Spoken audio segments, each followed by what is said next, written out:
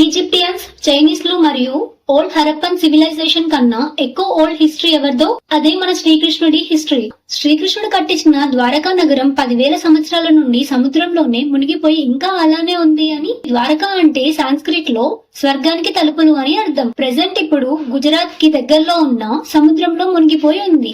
శ్రీకృష్ణుడే సొంతంగా ద్వారకాన్ని కట్టించారంట.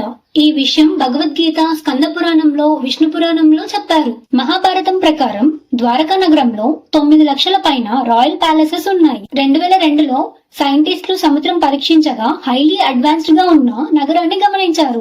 అక్కడ వాళ్ళకి దొరికిన వస్తువులు, రాళ్ళని కార్బన్ డేటింగ్ చేశారు. వాటి వయసు ఎంత ఉండొచ్చో తెలుసుకున్నారు. సుమారుగా 7,000 సంవత్సరాల నుండి 9,500 సంవత్సరాల వరకు పాతవి అంట. ఈ ద్వారకా నగరం మహాభారతం యుద్ధం ముగిసిన తర్వాత గాంధారి ఇచ్చిన శాపం వల్ల మునిగిపోయింది అని పురాణాలు చెప్తున్నాయి. ఈ ఇన్ఫర్మేషన్ కనుక మీకు నచ్చితే లైక్ చేయండి, సబ్స్క్రైబ్ చేసుకోండి.